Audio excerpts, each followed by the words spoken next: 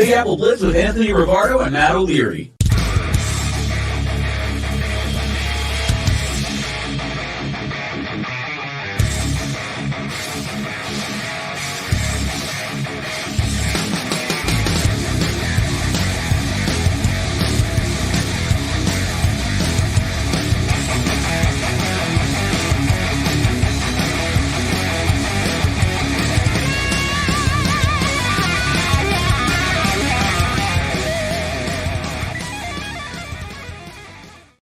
Hello and welcome into another episode of Big Apple Blitz. What's going on? Matt O'Leary alongside Anthony Rivardo. Anthony, we finally made it, baby. Draft week. How are you feeling?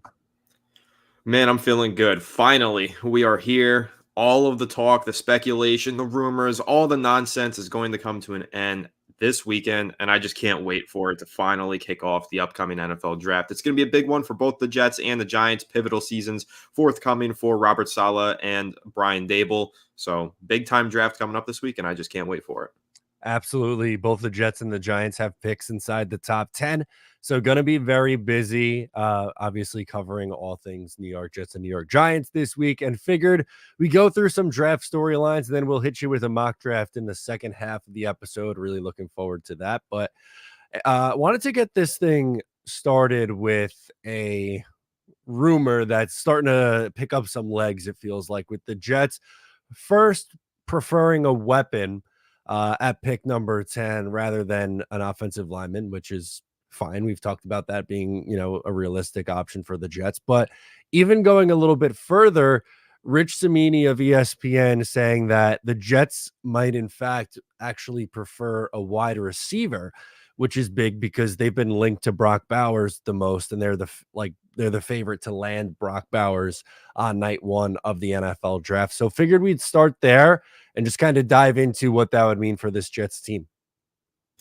Yeah, I think that it's interesting to kind of hear this rumor come out now, kind of almost as if the Jets are maybe pivoting and maybe deciding that they want to go in a different direction than what's been perceived so far. Maybe trying to get more aggressive because these weapons, we all know, are projected to go inside the top 10. The Jets sitting at 10. Could this indicate maybe a draft day trade up? Possibly. Might be an exciting proposition for the Jets. I think that really what this is, though, trying to get Aaron Rodgers everything he wants, similar to last offseason. He was allowed to bring in certain coaches and players that he really likes to play with. I think that's going to be the direction again for this upcoming draft, getting Rodgers whatever is number one on his checklist. Which I don't think is a bad thing. Like my preference, I made it obvious on this show and just in my coverage, like my preference would be moving down and getting an offensive lineman, but I'm not against taking a weapon, specifically in the wide receiver room, because I love Garrett Wilson, but beyond that, there's a lot of question marks in this wide receiver room. The Mike Williams addition was exciting, but coming off an ACL, you don't know what he's going to be to start the season. Allen Lazard was a big flop last year for the Jets. They paid him, relatively good money to come in here, and he was a non-factor. And then you have like two undrafted free agent youngsters in Xavier Gibson and Jason Brownlee. Beyond that, like they really need more at that spot.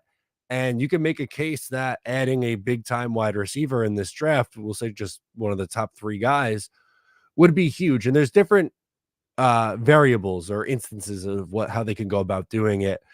Connor Hughes, who covers both the Jets and the Giants, said something on SNY earlier today, talking about the Jets potentially looking to move up for Marvin Harrison. If Rome Odunze is their target, there's an outside chance he makes it to 10, but the Falcons pick at pick number 8. If you want to jump up 2 spots, it probably wouldn't cost you a whole lot to do that. That could also be a route that the Jets go. So there's options available. I guess it's going to be dependent on how aggressive they want to get in filling that wide receiver spot. Yeah, I'm going to throw out another team to keep an eye on here. It's the New York Giants. I want to make this connection because last week we heard Joe Shane talk about how he's received a surprising amount of calls from teams behind him looking to trade up. And immediately the initial reaction from Giants fans was this has to be the Vikings or the Broncos, somebody trying to move up for J.J. McCarthy. And my initial reaction was the opposite. I think that teams are trying to get up into the top 10 for these playmakers and calling the Giants at 6 because they're sitting in a prime position to land one of the big 3 wide receivers, either Marvin Harrison, Malik Neighbors, or Rome Odunze. perhaps we could see a crosstown trade here. Maybe the Jets and the Giants make a deal. Maybe the Jets move up to 6, take Malik Neighbors or Marvin Harrison. The Giants move to 10, take Brock Bowers. I could see something like that taking shape, especially with Darren Waller's potential retirement looming overhead and kind of creating this big cloud of mystery on the New York Giants draft plan. So I wanted to throw that out there, to tie that in with this conversation. And maybe the Jets are trying to trade up and go ahead and get Marvin Harrison earlier in the draft, or maybe they move up a couple spots for Rome Odunze. That's also possible. But I just wanted to kind of point out the connection between these rumors with the Jets and the Giants. Maybe that could brew into some draft day trade. Yeah, that's really interesting. And I know your team take a quarterback for the Giants, but let's say, unfortunately, top 4 quarterbacks go in the first 4 picks. Would you be willing to move back, or do you? Because I know how high you are on Malik Neighbors, and I'd have to imagine that Malik would probably be on the board there at 6 for the Giants. Would you pass up on him to get more picks? Personally, no, I wouldn't. And the reason why is because I relate this to 2021. The Giants were sitting there with the number 11 overall pick, had what I believed prior to the draft to be a generational talent on the board in Micah Parsons.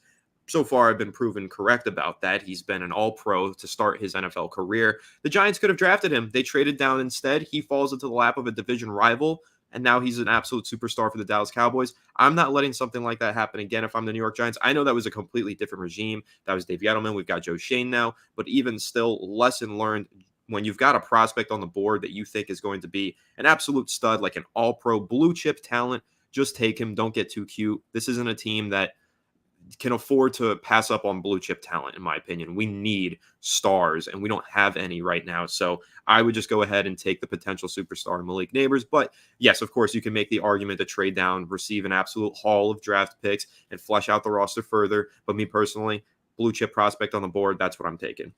I agree with you. If I was in the Giants' shoes, I think I would just take the wide receiver. But it's an interesting thing to talk through, again, because as you mentioned, like Darren Waller really up in the air. And latest reports, it feels like probably more likely than not he ends up retiring, right? So that's like another thing. Like maybe they move back then and do take Brock Bowers. Maybe Bowers is in play for them, but again, for the Giants, my preference would be wide receiver. I think you agree with that. Um, Wanted to go to Johnny's comment. Got some people hanging out with this morning. He said Odunze would be a huge pickup, but this might be a smokescreen, and maybe we jump up and snag Marvin Harrison Jr. That kind of ties into what we mentioned at the top with the Connor Hughes report that both the Jets and Giants could look to move up for Marvin Harrison Jr. I mean, if there was ever a season where you're going all in, which feels like right now in this Aaron Rodgers window, I don't think it's something you can rule out. I'm not saying it's the most likely scenario, but I would have to imagine that Joe Douglas is going to pick up the phone and call if he's available at number 5 with the Chargers. Yeah, I wonder what the price tag would be to move up to number 5. And then there's the other aspect of the Connor Hughes report where, yes, he mentions the Jets maybe trying to move up to 5 for Marvin Harrison. He also mentioned that the Giants could potentially move up to 5, just that one spot, which would make sense and align with Joe Shane's draft history, most notably last offseason. The Giants were picking number 25. They heard some chatter that teams behind them were trying to trade up in front of them to go ahead and draft Deonte Banks. So they called the Jacksonville Jaguars and said, hey, we'll give you a couple draft picks so we can move up this one spot. Just make sure that you don't trade this pick away to somebody else, but we need Deonte Banks. They trade up one spot. They take him. I could see something like that happening. If Marvin Harrison Jr. is on the board at 5, maybe the Giants move up to 5 and they go ahead and take him. And then, you know what? The Chargers could even trade down again at that point, maybe with the Jets at 10. And there you go. Now you got Giants picking 5 with Marvin Harrison, Jets picking 6. Maybe that's Malik Neighbors. This really could play out in so many different ways. And it is true what Johnny's saying here. Maybe this is a smokescreen. Maybe the Jets really do jump up. I would like to believe, though, based on the reports, the Jets are going to be aggressive, try and make that move. I think that I've made my stance clear. I think they should be trading down and adding an extra second-round pick. But I absolutely see the line of thinking here with all of the speculation that the Jets are going to want to be aggressive and move up and get a top playmaker. Yeah, absolutely. I think we'd both be pretty thrilled if our teams ended up with Marvin Harrison Jr. and Malik Neighbors on night 1. That'd be a very happy reactionary show after that. That's for sure. Greg says, what's good, Matt and Nat? Love that. Thank you for hanging out with us. And Greg also says wide receiver for sure for the New York Jets. And honestly, like I said, and we've said in this segment a lot already, Anthony, is that the tide seems to be changing to where even the people who are very pro offensive line feel like they're coming to grips with the reality of the Jets taking a weapon. And who knows if it's going to be Bowers or one of these receivers, but I also have and maybe you need to talk some sense into me because I have like this weird feeling that there's a chance Odunze makes it to pick 10 because the draft is so weird. Every year there's guys that you don't expect to be there ends up falling a little bit further. And like with the Bears only having 4 picks in this draft, I kind of feel like the Bears can move back with the Colts. Colts jump up to 9, take Bowers at 9, and then push Odunze down a spot to the Jets rather than Odunze going off the board at 9, which I feel like was most common in these mocks. I think it's possible. I'll never rule out the possibility of any player falling down the board. I keep saying that with the quarterbacks as well. The assumption is that they're going 1, 2, 3, 4. I still think there's a solid chance that one of them is on the board for the Giants at 6, and it just becomes whether or not they want to take that player. So I agree with you, and I think that Odunze could possibly fall to 10. That's not outside of the realm of possibility. However, the one thing that I will say, there just seems to be a lot of teams eager to trade up for Odunze. I've read that the Jacksonville Jaguars picking, I think they're at 17, is it? They're trying to move way up into the draft because they like Odunze. I've read that for actually a few teams that have interest in moving up for Rome Odunze in particular. So that's almost what kind of gives me caution to that and saying, hey, maybe Odunze is higher in the eyes of NFL teams than he is maybe to NFL media. Everybody has him as this WR3 in the class. It's very possible that some of these NFL teams later in the draft, because of what they want to do in their specific offensive scheme, view him as WR1 because he brings a skill set that's very different from the other 2 top receivers in this class. So I'll agree with you in the sense that players are going to fall. Somebody's going to be taken later than expected in the first round, but I'm not sure if Odunze is going to be that player just because it seems to be there is a lot of chatter from teams trying to trade up for him. All right, maybe my dream is dead, but okay, how about like I don't know. Maybe you're throwing in some of your capital, your one of your 2 4th-round picks and a pick next year to get up to 8 for with Atlanta to get Odunze. I feel like maybe that's something that's a little bit more realistic. That's totally realistic in my eyes. I think that's possible. And again, because of how aggressive Joe Douglas has been and is probably going to continue to be for Aaron Rodgers, I think that it's very likely something like that takes shape. Yeah. I just want it to be Thursday already. I love talking about these rumors, but at the same time, a part of me is like, I just want to know what it's going to be at that point. I it's not asking too much. I Uh, agree with you.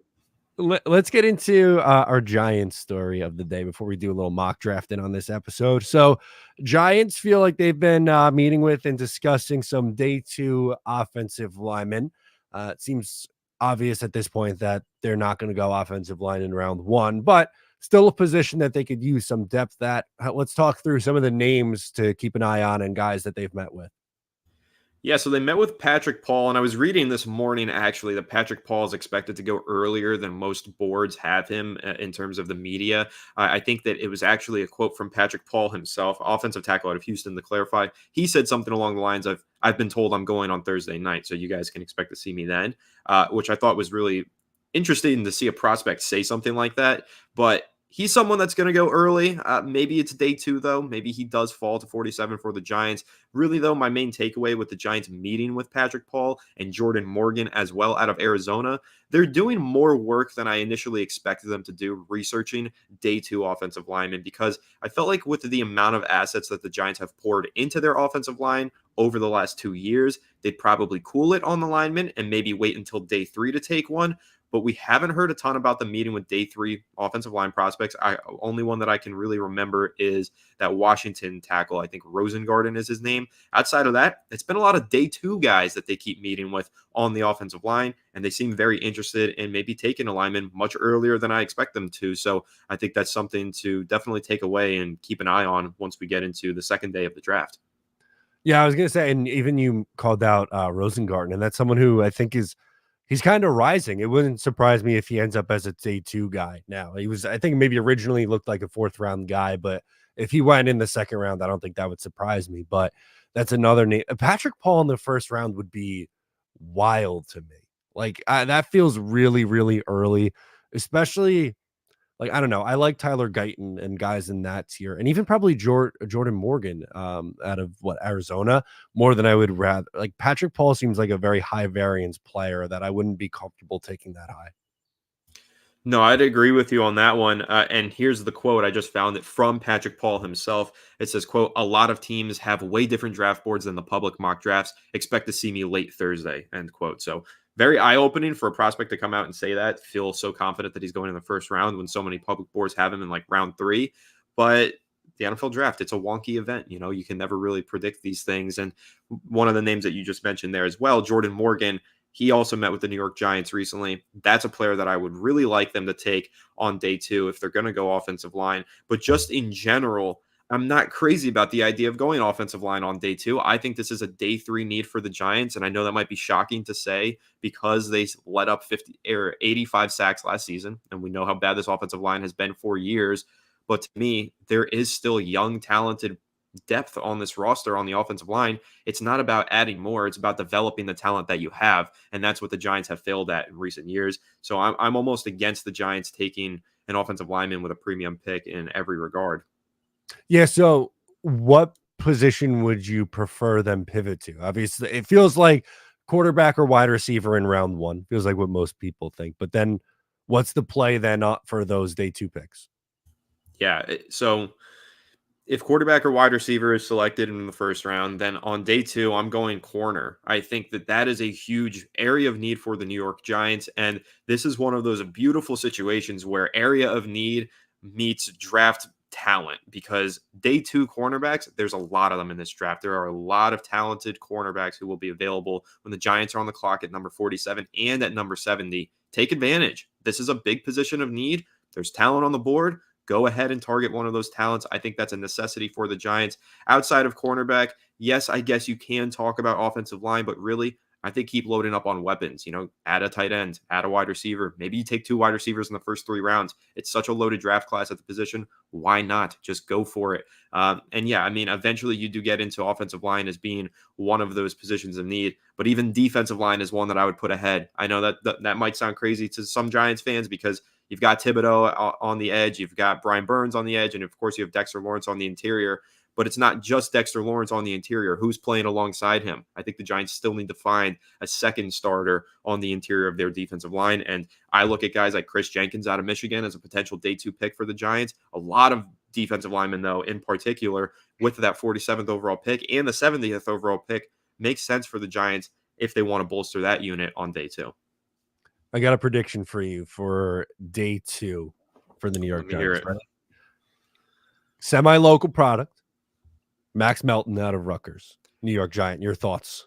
Yes, please.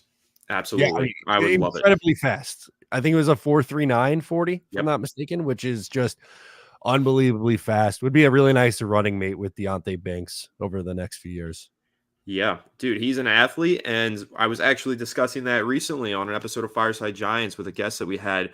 The playing style of Melton and the playing style of Banks, very similar. And you really like that because one gets injured, plug and play. You can kind of move those guys around and also creates an identity in your defense and allows you to play a scheme and maximize the strengths of that scheme when you have 2 cornerbacks that excel in the same areas of the game. So I really like that both of those guys are very physical. Deonte Banks is Giants fans seem to forget coming out of the draft was considered one of the best tacklers in that class. He is a physical cornerback. He's great in cover 3 zone and man coverage. All those strengths apply the exact same way to Max Melton with the athleticism as well. So I really love that match. I think that those two being running mates, like you just said, would be almost a dream come true for the Giants. Now, let me ask you that. I think I know what your answer is going to be, but I'll pitch it to you anyway.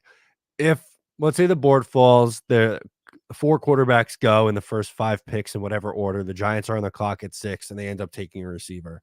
Do you think there's a second round quarterback in play for them, or is it if they just miss their window with one of the top guys in the first round, that's not going to really be a thing for them this year? I don't think it should be a thing for them, but I think that it is, honestly. A lot of reporters that I read up from and even have spoken to think that there is a good chance the Giants go quarterback on day 2 if they can't get one on day one. So whether you're talking Michael Penix, I don't think he's making it to 47. Bo Nix possibly has a chance to. Maybe he could be a target. And I would even throw out Spencer Rattler as a target for the Giants. Maybe not at 47, maybe at 70, maybe somewhere in between with a potential trade up or trade down. I think that there's a good chance that if the Giants don't go QB on day one, they will go QB on day two. Okay. Yeah, I don't know. I don't see Michael Penix as a Giant. I think it would be tough, a tough sell to go from a quarterback in Daniel Jones who has mega injury concern to another quarterback who has injury concern in Michael Penix, just, as the successor at that point. It wouldn't make sense to me.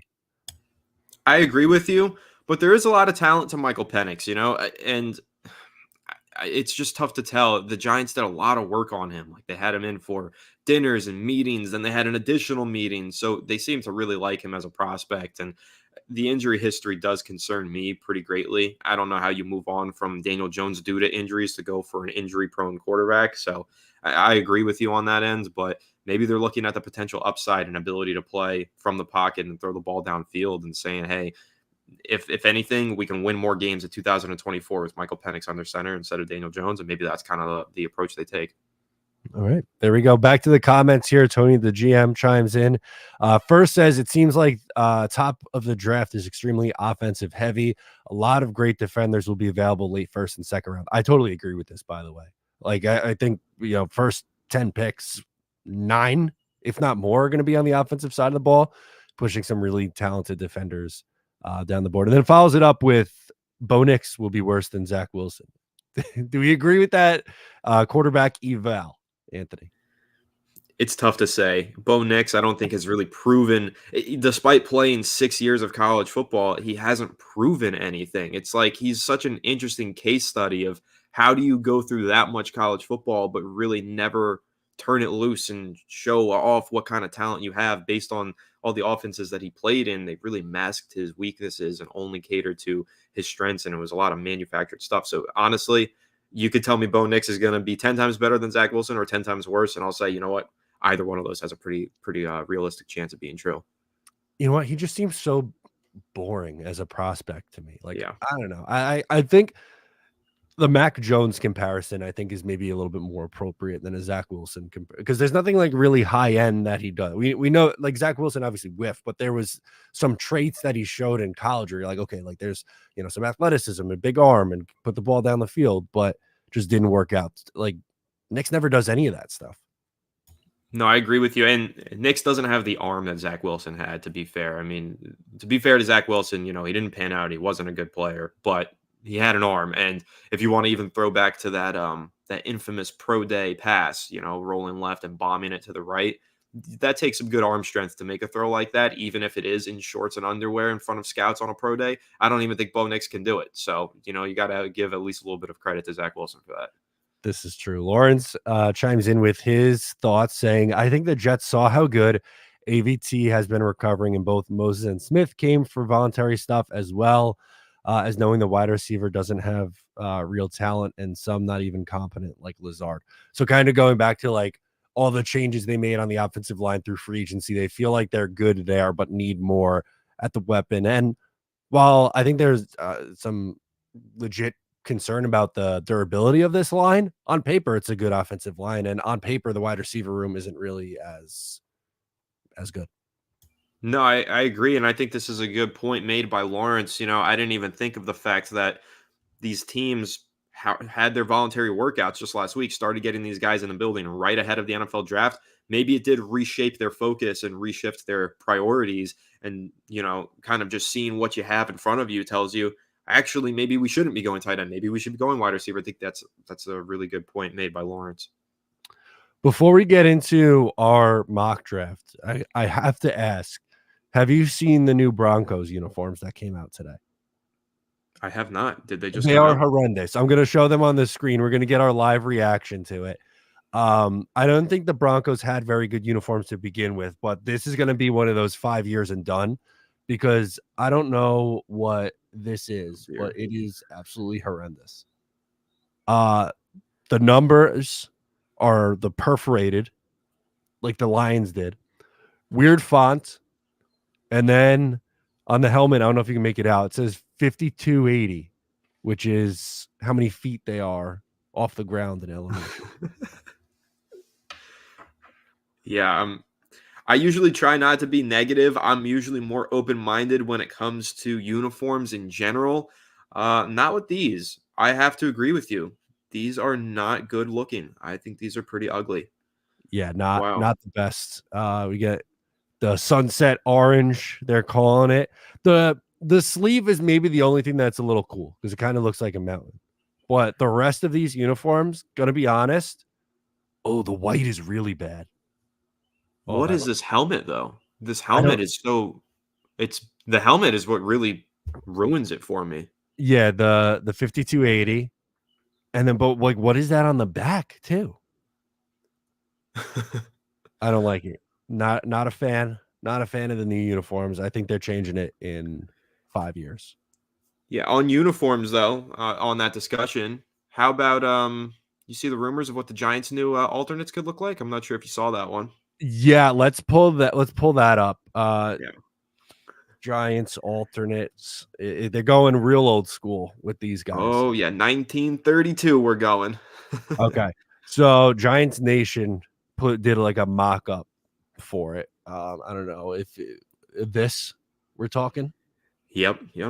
Okay. There's another mock-up on it though as Is there a well. Let me better see if one? I can yeah, there's a better one. I'll send that to you if I can find it and then um I want to pull that up and react to it. But listen, I'll say I think I have a hot take on this one. I'm not a hater. I'm not a hater. I Really? think that Okay. I think they're okay. Like let me try and find that other mock-up first because that one kind of like sold me on it. If I can find it, it's a picture with Saquon Barkley on it. Probably should have prepared this beforehand, but if you just keep scrolling through, The it's got Giants. Saquon and these gold pants, and I don't know. It's Oh, like this? Well, I mean, obviously that's not Saquon, but yeah, with the gold pants and then with the stripes all across the helmet in that funny way. But it didn't. I have a screenshot of it. I don't know how how we can pull that up, but I guess I'll send it to you in case you have an idea for that. But I don't know. yeah, Don't know. Don't know how I feel about these alternates. I'm going to be honest with you. I would. Why not go with the '80s alternate route? They're like so close. yeah. I mean, I don't know what this means for their alternates, though. The legacy uniforms that they wore last year. Does this mean that they're going to get rid of them and go with the '30s ones? Does this mean? I just can't tell, man. It's gonna be it's Okay. gonna be interesting. But I know that Giants fans, whenever these get officially unveiled, if they do, are gonna absolutely lose it. And I just think that at least it's something different. It's kind of like when the Bears did the same thing with the '30s helmet and they had the stripes all over. I thought those were cool to wear once, but hopefully this isn't something the Giants make a regular thing. Yeah. Okay. It's a little bit blurry, but here I'm going to pull it up. This is the mock-up that you sent over. Yeah. So yeah, it's you know, it's There's no different way, though. Anthony. There's no way. I don't buy it. You're lying through your teeth right now if you're saying you like these. I like that there's red on the jersey though. The Giants, Right. my thing is the Giants' current uniforms is just blue with white numbers. You can't even tell what team it is unless you take a close look at the logo. At least there's some red. There's some sort of pop here. I like that. All right. I'll give it to you. What about like the early mid 2000s red throwbacks? See, those I have the same issue with those as I do with our current uniforms. It's just Red and white. red with white numbers. Let's have three colors on one jersey, please. Like let me get an alternate color on the jersey. That's why I love their legacy throwback uniforms so much that they wore last year, the '80s ones, because they've got some color on them and they look great. But now it's just about fixing that helmet because I don't like the way that the navy matches with the royal blue. Just have the royal blue helmet. I think we found a way to discuss that blue helmet with the white face mask in like every single show that we've done over the last 6 shows. So I'm just gonna keep pounding the table until it becomes a reality. At the New York Giants, we know you're listening. Make sure to get that swap in. All right, you ready to do a little mock drafting on this lovely Monday morning? Oh, I am ready. I am ready. Let's do it. We'll pull it up. We'll use the good old fashioned PFF simulator. Jets and Giants selected 7-round mock draft. Are we good with having it on the fast speed, or you want to slow this thing down even more? Fast is good with me, man. All right, let's do it. All right, Giants are going to be coming up first. Who is on the board? Okay, so Caleb, Jaden, Drake, Marvin, Dallas Turner. So you could go quarterback if you wanted to, right? You still have McCarthy on the board? You do. Or you could Yeah. go. If this is a what I would do, because I'm so desperate to get Daniel Jones out of New York, I would take JJ McCarthy. I also am very high on JJ McCarthy. I've officially moved him to number 3 in my personal rankings of quarterbacks. I like Ooh, him more than Jaden Daniels now. okay. I've seen too much bust potential from Jaden, but I love McCarthy. However, to do this predictive, Malik Neighbors is going to be the pick here if this is how the board falls for the New York Giants. Dallas Turner at 5 was a little bit of a shock from the PFF mock draft machine here. Not sure that I see that happening, but Oh, even still, the board would probably look similar to this if McCarthy went 4 or 5 anyway. So I'm taking Malik Neighbors here in the predictive mock draft. okay. There we go. So we're going to operate under the assumption that he was taken. And maybe that's Yeah, the best. and even still, I'm not sold that the Giants are going to take a QB at 6. I can't tell which way this team is going, and I think that they're really eager to get a playmaker like Neighbors in here. Listen, the Giants have not had a playmaker like Neighbors since Odell Beckham Jr., and Odell Beckham Jr. hasn't been on this team for 5 years. It's a big deal. They got to get somebody who can put up 1,000 receiving yards. And I think that Neighbors, again, I've been my hot take. I like him a little bit more than Marvin Harrison, neck and neck, but I just prefer Neighbors' potential with all of the explosiveness that he brings after the catch. And I think that he would just be an absolute game changer year 1 for the New York Giants, even if he had an absolute bum like Daniel Jones throwing him the football. All right. We're going to make Neighbors the pick. And okay. So Odunze goes right off the board. Joe Alt, and then Olu Fashanu. That is frustrating. I'm sure the teams are going to be wanting to call up for JJ McCarthy. I'm going to stick and pick and take the weapon. In this instance, I think Brock Bowers is the best weapon on the board. And Brock Bowers as a New York Jet. It's the favorite, right? Like that's the what most people are mocking to the Jets at 10. They're the favorite landing spot. So I feel like it's chalk, but we're going to do it here. Hey, man, if it ain't broke, don't fix it. I like the pick. You know, everybody makes the pick for a reason. He's a tremendous player, and he would definitely be a game changer on that offense. So All right, I so want to this go is back up interesting and board here. see where McCarthy ends up going 11 to the Vikings. Makes sense. Makes sense. Yeah. All right. So pick number 47. You went wide receiver first. Our favorite quarterback, Bo Nix, went off the board 2 picks earlier at 45. What's the play now at this point? What position group do you want to see? I just have to highlight how stacked this wide receiver class is and say this is why if I'm the Giants and JJ McCarthy's there at 6, as great of a player as Malik Neighbors is, I think that there's a 1,000-yard receiver on the board right now in Ladd McConkey. And this is what makes it so difficult for the Giants picking at 6. You got to try and get that QB because that second round wide receiver group is going to be talented. You've got Ladd right there. I see Keon Coleman right there. I don't know if Xavier Legette is still on the board. If he is, I'd be feasting over that. Roman Wilson's there. Ricky Pearsall's there. I think that any of those 4 guys on the top could go for 1,000 receiving yards as rookies. I think that all of them are that good. Keon Coleman, a little bit more boom or bust. But Roman Wilson, Ricky Pearsall is those slot guys that are just going to be open every single play. Ladd McConkey, I think, is actually capable of playing the X. So I'm not going to go receiver here. Let me see the cornerbacks that are on the board. I'm probably going to go that way. But I just have to highlight that for the Giants where you got to go QB in round 1 and just take advantage of a deep wide receiver class. So TJ Tampa would be interesting. A zone cover corner. I guess the Giants could end up going that way. Max Melton went off the board at 42. Our guy went off at 42. Damn. And Mike Sainristal, I'm still not sure how to say the Michigan cornerback's name, but he went at 41. That would have been my pick as well, him or Melton. But all right, let me see. If we see just all the top players, quick scroll through. Yeah, you want to scroll through? Do you want to look O-line? I'm going to take Chris Jenkins. I keep taking him here at 47 for the Giants. I think he's an absolute monster, and he's going to be such a good player wherever he goes. And for a Giants team that's trying to transition into more of a hybrid, multiple front defense, 3-4 and 4-3, They need one of those more athletic interior defensive linemen that can play alongside Dexter Lawrence, really fortify the trenches. He's a great run defender. Giants need that. I think he fits a need. But the last note that I'll make here at pick number 47, if I was really in the driver's seat, I am trading down here. The Giants need more picks later in this draft for depth to this roster. I would trade down personally, but with Chris Jenkins on the board, I'll go ahead and lock in that selection. There we go. And also, I love the legacy players, like guys who come from a long lineage of former football players. So I'm in on that. All right, you're back up with pick number 70 now. All right. So this gets interesting. Oh, there's a lot of talent on the board right here. This is a tough one. I can't lie to you. If you go back up towards the top, I want to touch on a few of these names that I'm seeing. Sure.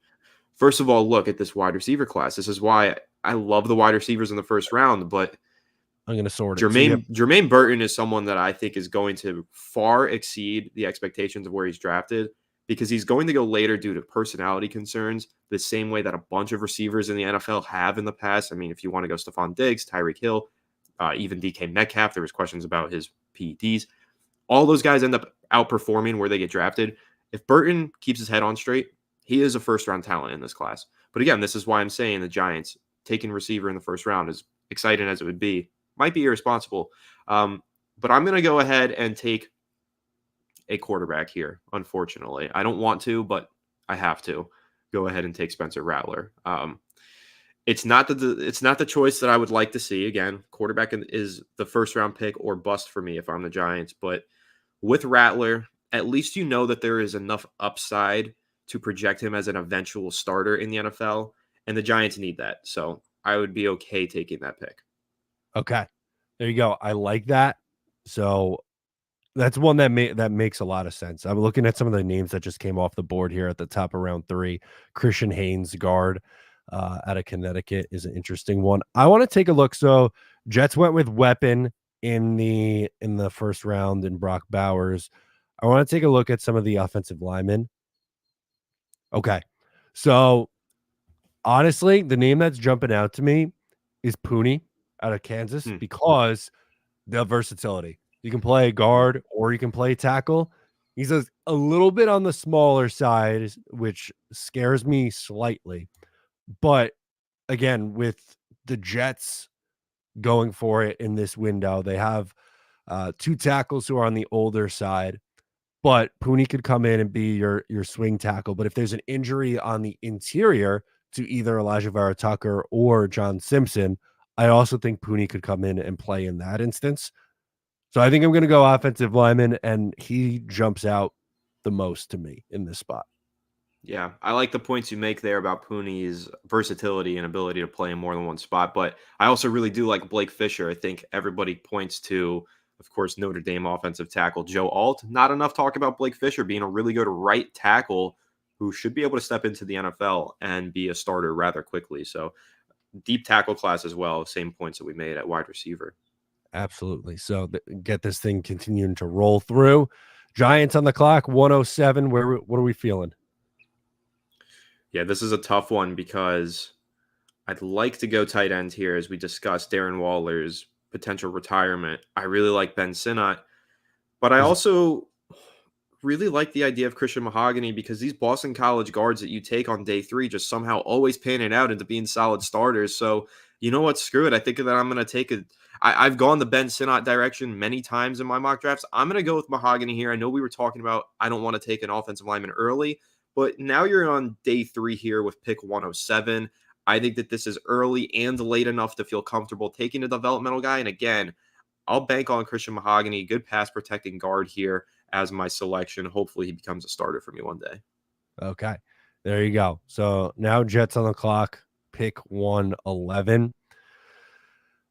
I think at this point, I want to take a look at some of the wide receivers that are on the board. Oh, Brendan Rice is still there. I know they went weapon in the first round. I would still like to see them add a wide receiver at some point. We talked about the legacy players with Chris Jenkins, another one, obviously, with Brendan Rice. He's a little bit different than his dad. He's a bigger jump ball kind of wide receiver. I don't know how much of a Caleb merchant he was, but I think in the 4th round, I am willing to take that swing on a guy like him. Yeah, I think that there's enough talent there to develop with Brendan Rice. I do want to ask you, though, similar in this legacy player vein, what's your take on Luke McCaffrey? Because I know that he's not necessarily touted as this game changer or as even somebody that's probably expected to be a starter in the NFL, but there is this kind of thought in the back of my head where it's like, he's Christian McCaffrey's brother, though. Like, he's going to work super hard, like outwork everybody. Could Luke McCaffrey be the sleeper, the steal at the wide receiver position in the draft, just based on work ethic and genetics? That is something that keeps living in the back of my head, and I'm wondering if you have a similar thought on that. Yeah, I like him a lot too. That's a name that I would have probably considered if Rice wasn't here. I like Rice a little bit more as a prospect than McCaffrey, but I would absolutely be willing to take a day 3 swing on one of the McCaffreys. I mean, that's another one. You just look at their history, one with the dad, but then also with his brother, Christian McCaffrey, who just has an incredible work ethic as well. So I think that's a good call out from you. Yeah. All right. So Jets are going to have another pick here. If this goes the way that it normally has. Oh, okay. So I'm thinking Jordan Travis here. Because Benjamin product, Palm Beach Gardens product. Let's go. I love it. Yeah, I know you're a big fan. And like, there's no pressure. I know he's coming off the injury this year, but there's no pressure on him to play. You can sit behind Tyrod and Aaron Rodgers for 2 years, and then maybe you see what you have. I think I'm going to go Jordan Travis in this spot. Injury again, no pressure on him. So I feel like either Travis or Michael Pratt have been the 2 names that I keep going back to. Pratt already off the board, so I'm going to go Travis here. There you go. I love it. Shout out to Palm Beach Gardens. All right, 166. What direction we want to go here? Well, we already took a playmaker. We added QB. We took D-line. We took guard.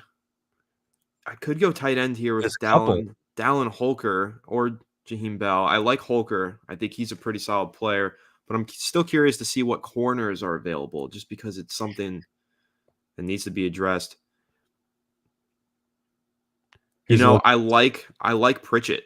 I do like Nehemiah Pritchett as a player for the Giants. I don't know. This might be a little early to take him, but once you get into day 3, it's kind of like anybody's fair game, right? You just take players that you think fit in. And Pritchett, skinny guy, but really fast. I also do like Kalen King, though. I'll go Pritchett just because I like his athleticism, and I know that the New York Giants do really value athleticism in their secondary. There you go. Love that. It's back to you for your last pick for the Giants. All right. Let's see. So if you scroll through just all the top names, yeah, I think that I want to add more talent on offense. I'm going to take whoever the best running back on the board is. I think it's Isaac Guerendo there out of Louisville. Cody Schrader, I'm not familiar with. So I'll take Isaac Guerendo. That's a player that I like. I know he has a lot of speed as well. So speed kills. Love it. Good draft so far for the Giants. 3 picks left, all dart throws here. Okay.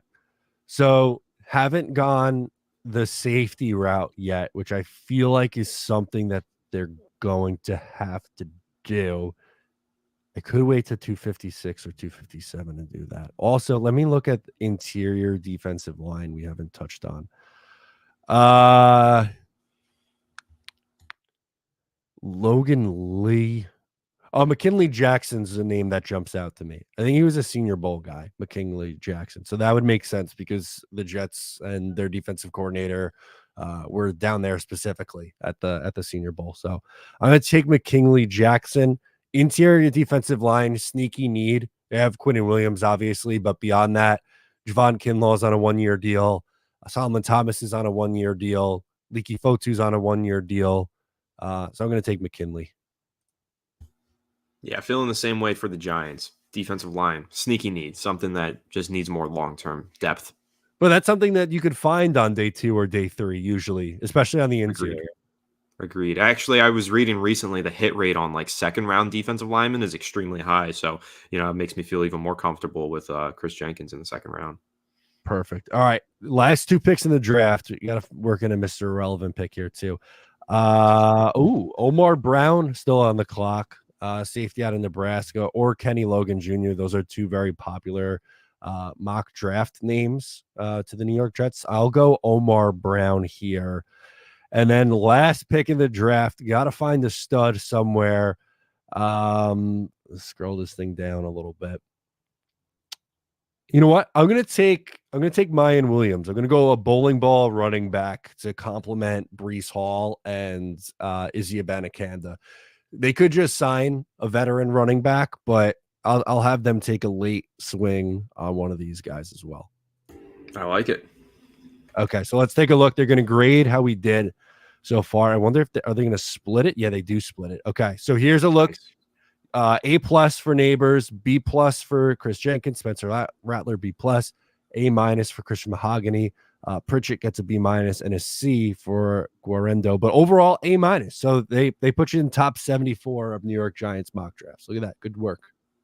Thank you. Yeah, I like this. This looks like a good draft. Listen, it's the Rattler pick, though, is going to be the one that's very divisive for me because I know there's going to be cornerback talent, offensive line talent on the board at 70. And it's just whether or not the New York Giants are dead set on walking out of this draft with a quarterback. If they're fine walking out of the draft without a quarterback, then I think you take the best player available and you get a really good talent there. But if not, maybe you do take the flyer on Rattler and hope that he develops. I think this would be a draft I'd be happy with on Thursday. They did not like mine nearly as much. C+. Brock Bowers gets a B+. They did not like the Pooney pick. They called that one a reach. Same with Jordan Travis in the 4th round, but Jets don't pick again to 185, and there's no quarterbacks left at that point, so we had to do it. They don't like McKinley. They did like the value on Omar Brown and the C+ for Mayan Williams. I think it's a little harsh. I think that the C+ is a little harsh here. It's a little harsh. I like the Pooney pick better than PFF does because of the versatility that you mentioned. I think you're getting a potential starter at more than one position there, depending on how things shape out. But I think this just highlights how tough it's going to be for Joe Douglas, how much work he has cut out for him if he doesn't trade down at some point in this draft, because the long gaps between those picks, 1st round to 3rd round, you've got 4th round to 6th round. It's going to be really, really difficult to shape the draft board properly here and hit on your talent. So I'm still a huge advocate for Joe Douglas trading down, whether it's in the 1st round or maybe in the 3rd, just to add an extra 5th, whatever it is. I think this is a good exercise to highlight how difficult it's going to be to have a consistent draft board if you're the New York Jets. So maybe PFF has a Jets bias because this still ranks top 91% of Jets drafts, apparently. And it got a C+ on it. Something's fishy here. I don't pretend to understand the inner workings of the PFF mock draft machine. I love it. But that was a lot of fun. Obviously, on Thursday, I'm sure we're going to do some more stuff like this. But what kind of Giants coverage do you have the rest of the week that could get fans excited for the draft? Yeah, if you want to check out more mock drafts about the Giants, we just posted our 20K subscriber special on Fireside Giants, which was basically us walking through 2 7-round mock drafts. Alex and I did that, my co-host there. And then we had on 4 different special guests featured with us, different Giants content creators and writers or beat reporters for the team, and just going through the mock drafts. And we're going to continue to do that all week, talking about the draft leading up to it. So it's going to be a lot of fun talking Giants over on Fireside. Love it. For me, I have my last mock draft Monday coming out early this afternoon. It's going to be a predictive mock. It's not going to be a carbon copy of what I just did. Don't worry. So be on the lookout for that. And Anthony and I will be back on Thursday. Before you go, make sure to subscribe. Leave a like before you go. I'm Matt. He's Anthony. And we'll catch you next time.